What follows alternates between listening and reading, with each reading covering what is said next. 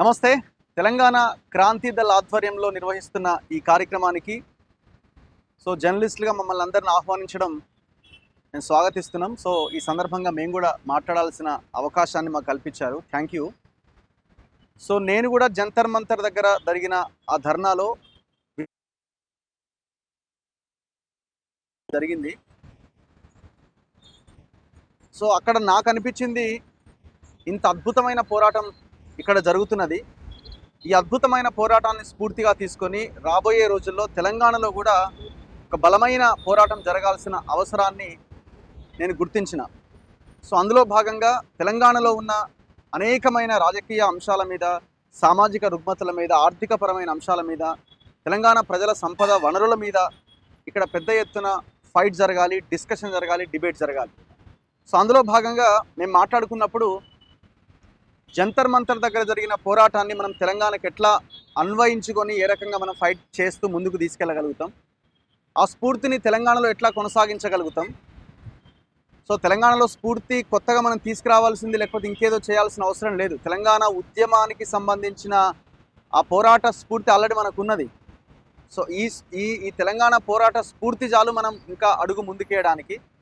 కాకపోతే మనకి ఇప్పుడు అదొక ఎగ్జాంపుల్ కింద కనబడుతున్నది. అంటే ఇంకా మనం తెలంగాణ వచ్చింది అయిపోయింది అని కాకుండా ఇంకా పోరాటం చేయాల్సిన అవసరం ఉంది అని మనం ఇంకా గుర్తించాలి. ఇప్పుడు తెలంగాణలో మనం ప్రధానంగా ఫోకస్ చేయాల్సింది రాబోయే రోజుల్లో తెలంగాణ క్రాంతి దళ్ కానీ ఇంకా సంఘాలకి మాలాంటి వాళ్ళం చెప్తున్నది ఏంటంటే, ఎడ్యుకేషన్ పాలసీ మీద మనం కొట్లాడాలి.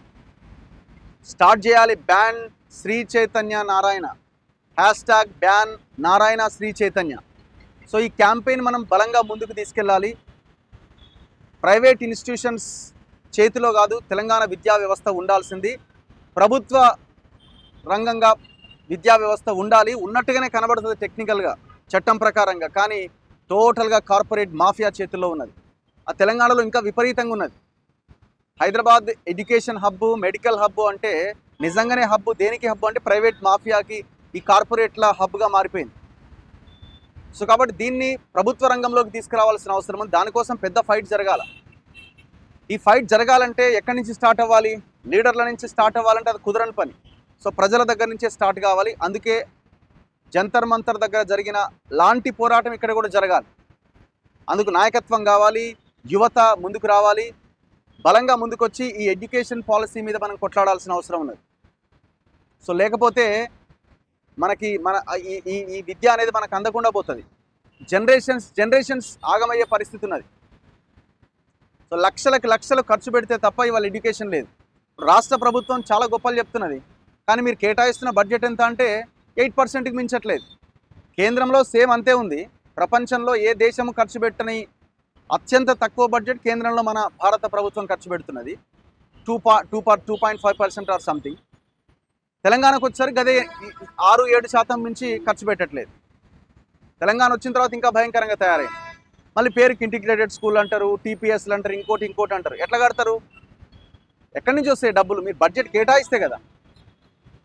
కాబట్టి వీళ్ళు చాలా క్లియర్గా ఈ నారాయణ శ్రీ చైతన్య గుప్పిట్లో ఈ రాష్ట్ర ప్రభుత్వాలు, ఈ లీడర్లు ఉన్నారు.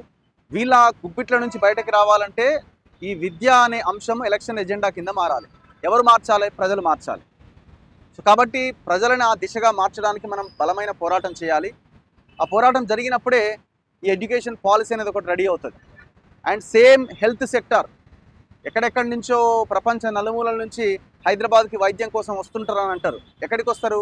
అపోలోకో, యశోదకో, లేకపోతే ఇంకా ఏఏజీ హాస్పిటల్కి ట్రీట్మెంట్ కోసం వస్తుంటారు. అదొక ప్రైవేట్ మాఫియా. గాంధీ, ఉస్మానియా, ఇంకా ఏ ఆసుపత్రి, నీలోఫర్ దగ్గర నుంచి ఏ ఆసుపత్రి తీసుకున్నా ఏ రకమైన సిచ్యువేషన్లో ఉన్నాయి? మీ గ్రామంలో, మీ మండలాల్లో, మీ జిల్లాల్లో ఉన్న పిహెచ్సిలు కానీ, మండల ఏరియా ఆసుపత్రులు కానీ, జిల్లా ఏరియా హాస్పిటల్స్ కానీ ఏ పరిస్థితిలో ఉన్నాయి? కనీసం మెడిసిన్స్ కూడా అందుబాటులో లేవు కదా.